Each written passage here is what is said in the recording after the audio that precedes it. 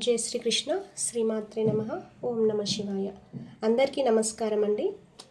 ఈ కార్తీక మాసంలో 10వ రోజు కథ నందూరి శ్రీనివాస్ గారిది వెతికాను, కానీ నాకు ఎందుకో లభించలేదు. కాబట్టి నేనే చదువుదామనేసి నిర్ణయించుకున్నాను. ఏమైనా తప్పులుంటే క్షమించండి, కానీ అందరూ శ్రద్ధగా వినండి, ఓకేనా? जय बोलो गणेश महाराज की जय. शुक्लांबरधरं विष्णुं शशिवर्णं चतुर्भुजं प्रसन्नवदनं ध्याये सर्वविघ्नोपशान्तये. गुरुब्रह्मा गुरुविष्णु गुरुदेवो महेश्वरा गुरुसाक्षात् परब्रह्म तस्मै श्रीगुरवे नमः. శ్రీ విష్ణు రూపాయ నమః శివాయ. స్కాంద పురాణంలో కార్తీక మహత్యంలో 10వ అధ్యాయం 10వ రోజు కథ అజామిలోపాఖ్యానం గురించి తెలియజేస్తుంది.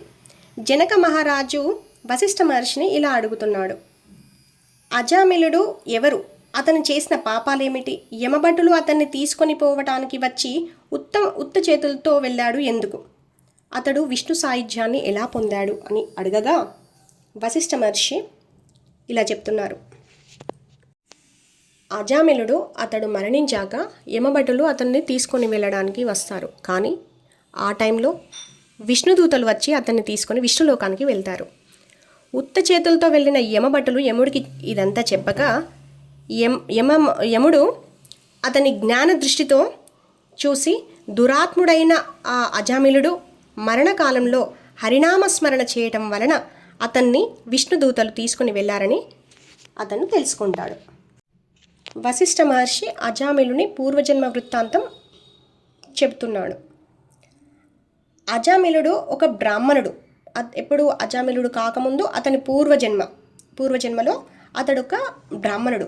శివాలయంలో అతడు అర్చకుడు. కానీ అతడు ఆయుధాన్ని చేతబట్టి ఆచారాన్ని వదిలేసి స్నానం కూడా చేయకుండా అపరిశుద్ధుడై ఉండేవాడన్నమాట. స్వామికి పూజ చేసేటప్పుడు ఒక్క మంత్రం కూడా చెప్పేవాడు కాదు. పూజా విధానం కూడా అతనికి తెలియదు. దేవుడి ఎదుట అతను కాలు చాపుకొని కూర్చునేవాడు. చెలికత్తెలతో కూర్చొని మాట్లాడేవాడు, కబుర్లు చెప్పేవాడు. సర్వ ఆభరణాలను అతను ధరించి అతి సుందరంగా అలంకరించుకొని ఊరంతా తిరిగేవాడు. అతనికి వేరొకరి భార్య ప్రేయసిగా ఉండేదన్నమాట. ఆమె భర్త చాలా పేదరికంతో ఉండడం వల్ల చాలా కష్టపడుతుండేవాడు. ఇంటింటా భిక్షమెత్తుకొని ఆ ద్రవ్యంతో ఇల్లు గడుపుకునేవాడన్నమాట. ఒకరోజు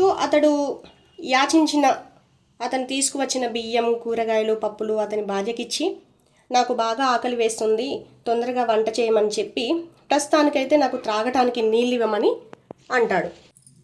కానీ అతని భార్య మాత్రం అతని మాటలు ఏమీ పట్టించుకోకుండా పరపురుషుణ్ణి మనసులో నిలుపుకొని భర్తకు నీళ్లు కూడా ఇవ్వకుండా వంట కూడా చేయకుండా అలాగే కూర్చొని ఉంటుంది.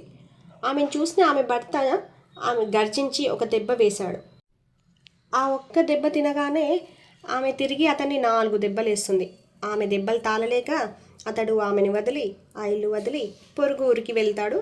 అక్కడ అతను భిక్షాటన చేస్తూ భగవంతుని నామస్మరణ చేసుకుంటూ జీవిస్తాడనమాట. ఆమె మాత్రం ఒకరోజు సాయంత్రం బాగా అలంకరించుకొని ఒక రజకుని ఇంటికి వెళ్ళి ఆ రాత్రి తనతో గడపమని అడగగా ఆ రజకుడు ఆమెని మందలించి ఇది సరికాదు అనేసి ఆమెని బయటకి వెళ్ళగొట్టేస్తాడు. ఆ అవమానంతో ఆమె ఆ శివాలయానికి వెళ్ళి ఆ గుడి పూజారి అయిన ఆ పూజారి దగ్గర ఆ రాత్రి అతనితో గడిపగా ఉదయాన్నే ఆమె లేవగానే ఆమె చేసిన పనికి ఆమెకి చాలా సిగ్గుగా అనిపించి తిరిగి ఆమె భర్త ఎక్కడున్నాడో వెతికి తీసుకొని ఇంటికి వస్తుంది. ఆ తర్వాత వారిద్దరూ జీవితాంతం వరకు ఆనందంగానే గడుపుతారు. కాలాంతరంలో ఆమె మరణించినాక ఆమె చేసిన పనికి నరకానికి వెళ్ళి మళ్ళీ ఆమె కన్యాకుబ్జంలో చండాలపు స్త్రీగా పుడుతుంది. ఆమె తండ్రి ఆమె జాతకం చూడమని ఒక మనిషి దగ్గరికి వెళ్ళగా ఈమె తండ్రి గండాన పుడుతుంది అని చెప్పగా ఆ తండ్రి ఆ అమ్మాయిని, ఆ చిన్న పాపని ఒక చెట్టు కింద వదిలేసి వెళ్తే ఒక బ్రాహ్మణుడు ఆ పాపని చూసి వాళ్ళ ఇంట్లో పనిచేసే దాసికి ఈ పాపని ఇచ్చి పెంచుకోమని చెప్తాడు. తరువాత కొంతకాలానికి ఆ శివాలయ పూజారి కూడా మరణించి అతడు చేసిన పాపాలకి రౌరవాది నరకాలు అనుభవించి తరువాత అతను సత్యనిష్ఠుడు అనే బ్రాహ్మణుడికి పుత్రుడిగా జన్మిస్తాడు. అతని పేరే అజామిలుడు. ఆ అజామిలుడు అతని ప్రవర్తన అంత మంచిగా ఉండేది కాదు, అన్ని పాపాలు చేసేవాడు. కానీ అతనికి ఒక కుమారుడు పుడతాడు అజామిలుడికి. ఆ కుమారుడికి నారాయణ అన్న పేరు పెట్టుకుంటాడు. ఆ కుమారుడు అంటే అతనికి చాలా ఇష్టం, ఎటు వెళ్ళినా తీసుకెళ్ళేవాడు. కానీ అతను మరణించే టైంలో అతని కొడుకు అతని దగ్గర ఉండడు. అలా ఉండకపోవడం వల్ల నారాయణ నారాయణ అంటూనే ఆయన ప్రాణం వదిలేస్తాడు. నారాయణ అన్న నామాన్ని స్మరించినంత మాత్రాన అతను చేసిన పాపాలన్నీ నశించి విష్ణుదూతలు వచ్చి నారాయణ అన్న పేరు స్మరించినంత మాత్రాన విష్ణుదూతలు అతన్ని విష్ణులోకానికి తీసుకుని వెళ్తారు.